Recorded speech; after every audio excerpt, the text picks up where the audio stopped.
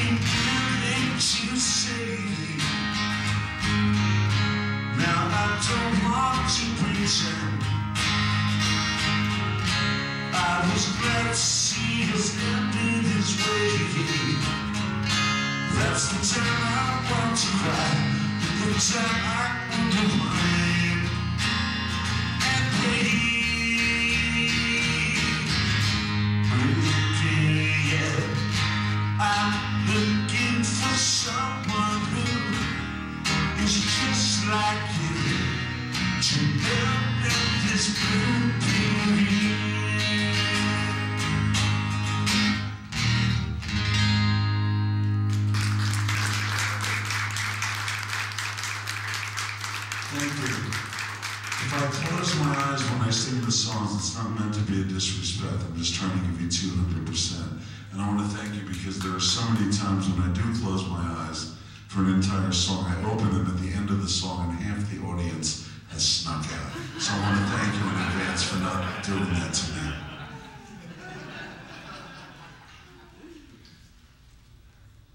We labored 6 years without any success playing my dad's basement in New Jersey and at every dive bar in Connecticut, New Jersey, and New York without getting paid.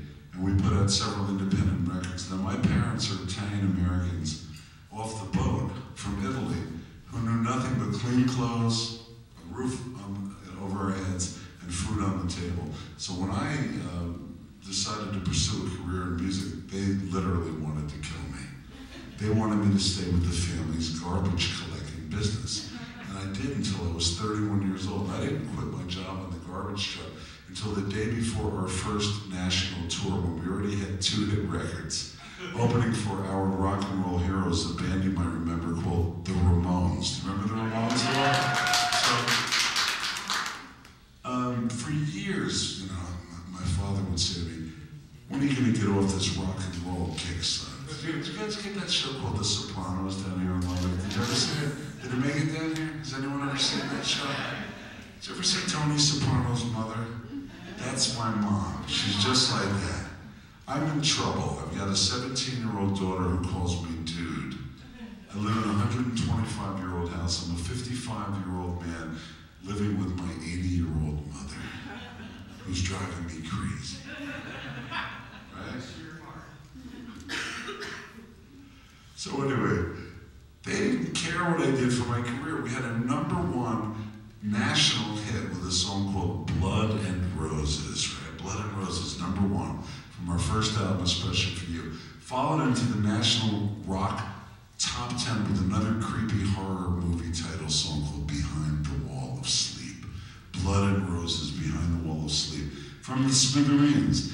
That upbeat pop band from New Jersey who named themselves after something that a Warner Brothers cartoon character named a Warner Brothers cartoon character named Yosemite Sam would scream at Bugs Bunny. He'd go, "I'll blow you varmints to smithereens." Remember that guy? Remember that little pirate with the red hair? Anybody? Anybody ever see cartoons? Anyway. Sadly, like so many other Americans today, Yosemite Sam is no longer gainfully employed by the Warner Brothers cartoon studios. But you can see him all across America on mud flaps on trucks. Still blazing those 6 guns, but kind of screaming out the more politically correct phrase, back off. It's a huge difference between, "I'll blow you varmints to smithereens," and Blood and Roses, Behind the Wall of Sleep, 1986, July 1st, Monday night. The next day we're going on the road with the Ramones. But my parents don't know anything about it. They don't listen to the radio.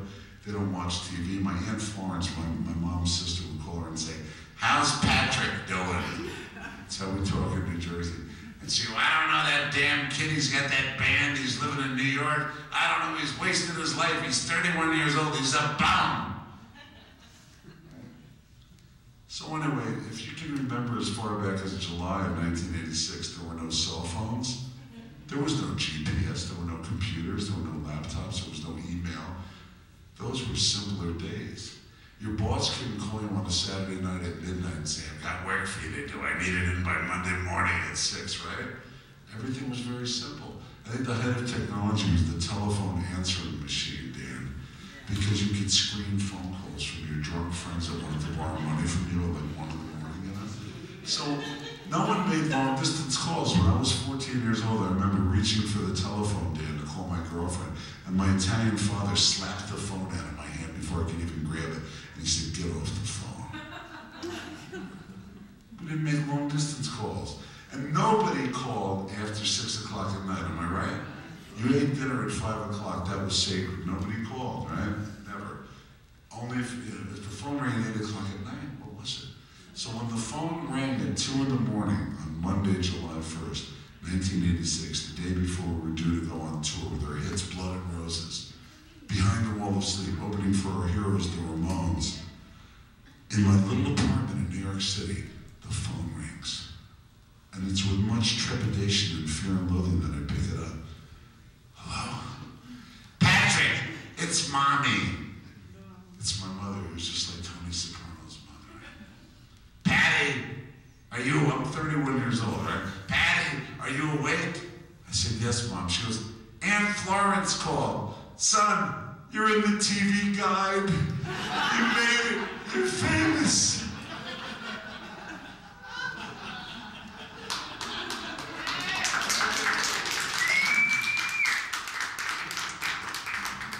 She goes, do you have it there? I said, yes. She said, page 27, left column.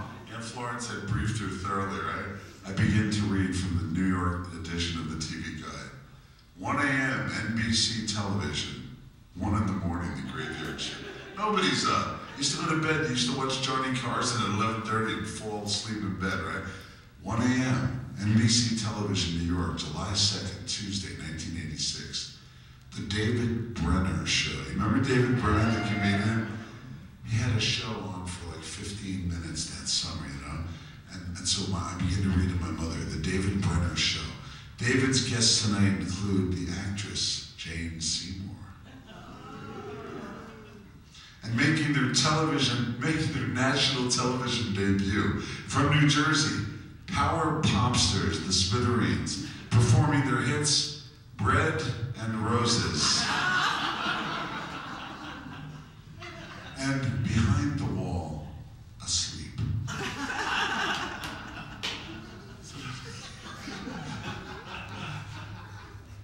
No matter what you do, no matter how hard you work, somebody messes it up, you know? So Kenny and I will now perform the proper spelling of this song. It's called Behind the Wall of Sleep, rather than Behind the Wall Asleep. Is there a difference? I think so. It's in the key of E minor, which many professional musicians and non-musicians alike consider to be the saddest key of all. Repeat after me. The saddest key of all. One more time, everybody, so we can hear you. The saddest key of all, E minor.